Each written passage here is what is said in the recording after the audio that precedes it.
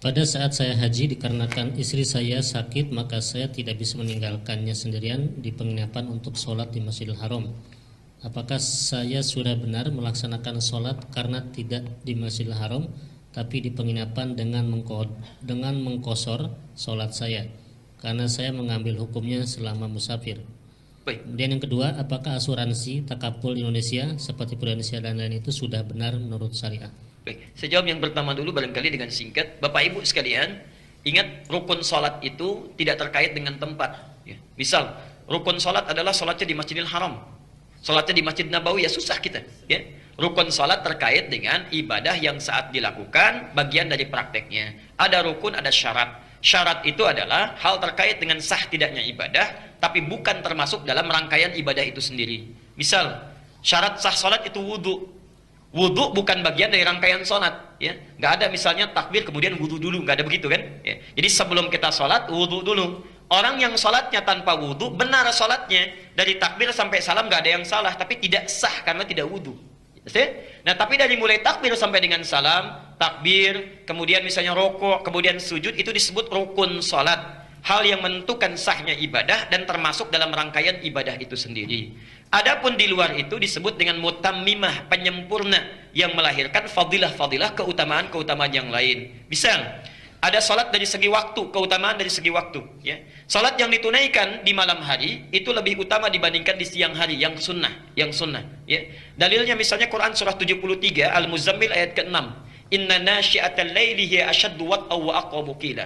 Bangun malam itu kalau dilakukan lebih khusyuk, lebih menyentuh dibandingkan dengan sholat di siang hari. Ada keutamaannya, karena tidak banyak gangguan, tidak banyak aktivitas, sentuhannya lebih cepat, karena itu syaitannya lebih kuat.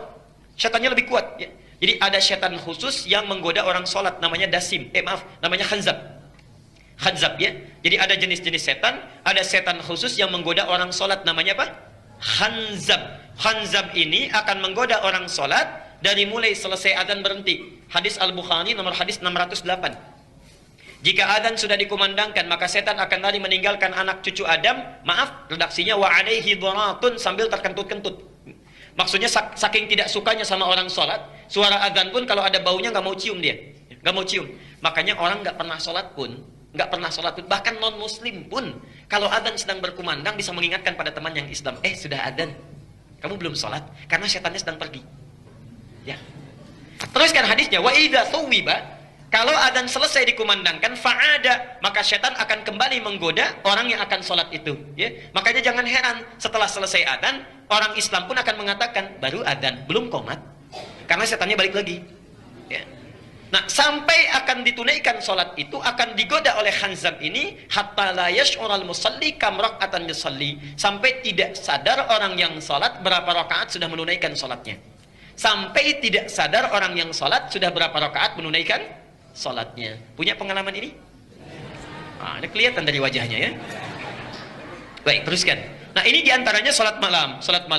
Ada yang terkait dengan tempat ya. Maaf, malam saya sarankan, karena kita sudah belajar as-sunnah an-nabawiyah, mohon sebesar-besarnya jangan tinggalkan tahajud. Sholat tahajud itu punya 4 kemuliaan yang tidak akan ditemukan di sholat apapun. Itu cuma malam, waktunya malam. Ya.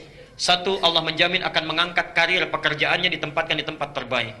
Yang kedua, cara dia bekerja, beribadah, beraktivitas dibimbing supaya mudah. Yang ketiga, kalau ada kesulitan dibimbing supaya keluar dengan lancar. Yang keempat, kalau sedang bekerja diganggu orang, ada yang mau menyingkirkan, menyungkurkan, menyudutkan, Masya Allah, Allah langsung yang tolong tanpa perantara. Dalilnya jelas, bukan hanya hadis tapi langsung Quran. Quran surah ke-17 ayat 79 sampai 81. Al-Isra. Wa minal laili fatahajjad bihi nafilatan laka. Di antara sebagian malam silakan bangun tahajud, hukumnya cuma sunnah bukan wajib. Tapi kalau engkau lakukan, asa an yab'atsaka rabbuka maqaman mahmuda, ya. Allah akan angkat maqam derajatmu di tempat yang terbaik. Quran surah 17 ayat 79 sampai 81. Wa qur rabbi adkhilni mudkhala sidqin. Akan dibimbing awal pekerjaannya di tempat yang benar, terbaik. Wa akhrijni mukhrajas sidqin, dikeluarkan dengan cara terbaik kalau ada kesulitan. Waj'alni min ladunka sultanan nasira. Masyaallah, kalau diganggu orang langsung ditolong dalam kebaikan. Itu dari segi fadilah waktu. Dari segi tempat ada keutamaan. Misal, salat di rumah dengan di masjid beda keutamaannya. Masjid melahirkan pahala 25 kali dibandingkan tempat biasa. Jadi kalau bapak misalnya, maaf, tetangga masjid memilih sholat di rumah, itu sudah kehilangan 25 kebaikan. 25 itu kata Nabi, jarak 1 ke 2, 2 ke 3, 3 ke 4, masing-masing 500 tahun. Di 1 ke 2 500 tahun, 2 ke 3 500 tahun, 3 ke 4 500 tahun, sampai ke 25. Jadi antum sangat lugi luar biasa kalau jadi tetangga masjid, tinggal beberapa langkah, tapi memilih untuk sholat di rumah atau di tempat biasa. Ayo berangkat ke masjid. Saking sayangnya kepada kita Allah, sampai langsung masjidnya ditetapkan di samping rumahnya. Masih nggak mau berangkat juga, Masya Allah. Karena itu Nabi saking kesalnya dikecam itu, dikecam. Lebih baik dibakar saja katanya rumahnya. Ya. Abu Bakar pernah memberikan fatwa itu. Orang yang sengaja nggak mau ke masjid, menantang-nantang masjid, ya, artinya melecehkan masjid maksudnya, melecehkan masjid. Bukan kalau ada nggak, ya oh ini tetangga nggak ke masjid dipraktekkan, bakar aja rumahnya. Nggak begitu. Ya. Dilihat dulu ini orang yang melecehkan masjid, menganggap masjid tidak ada nilainya, ya. Kemudian memilih sholat di rumahnya walaupun dekat dengan masjid, itu seperti orang terbakar. Lebih baik dibakar rumahnya. Perbandingan. Ya.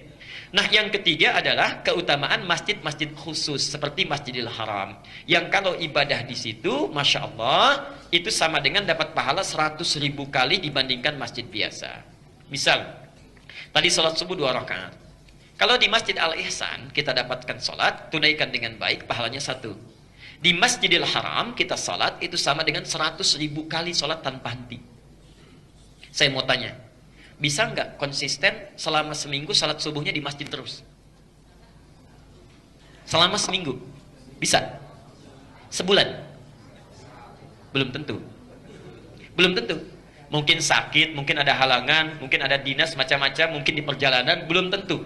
Belum tentu. Walaupun kita akan berangkat, belum tentu kondisinya memungkinkan. Masya Allah, orang yang sholat sekali di Masjidil Haram dan berjamaah dia, maka pahalanya seperti 100.000 kali sholat. 100.000 hari sholat subuh tanpa henti. Tanpa henti. Berapa tahun itu? Tidak putus-putus. Itu keutamaannya. Nah, karena itu bagi Anda yang sudah dekat dengan Masjidil Haram, Masjid Nabawi 1000 kali. Kalau sudah dekat, jangan memilih di hotel. Atau area yang tidak masuk dalam Masjidil Haram. Seringkali menipu itu, ya. Walaupun yang menipu itu kadang-kadang kelihatannya nyaman, nikmat. Baru keluar hotel, aduh Masya Allah ya, kalau saya hotelnya di Zam-Zam, sholatnya mudah lagi. Begitu keluar langsung ada garis merahnya, safnya langsung Masjidil Haram. Padahal itu bukan saf masjid. Keluar Masjidil Haram, maaf, keluar Zam-Zam, di bawah kan suka ada ya, di area mall itu.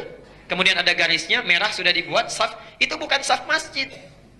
Kalau tidak bersambung dengan saf yang di depan, tidak masuk safnya. Ayo tinggal beberapa langkah.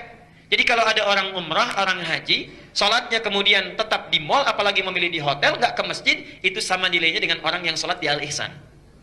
Ya.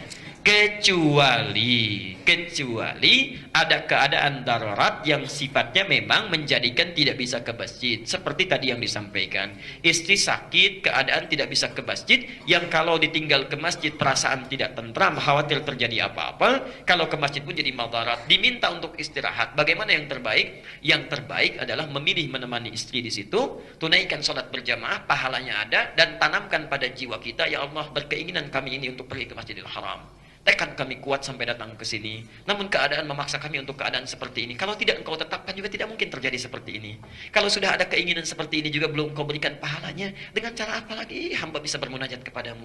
Masya Allah, sholatnya dapat pahala. Keinginan kuatnya untuk sholat di Masjidil Haram pun dapat pahala. Karena orang yang merencanakan kebaikan, berniat baik, belum sempat dilakukan, itu pun sudah ada satu pahalanya.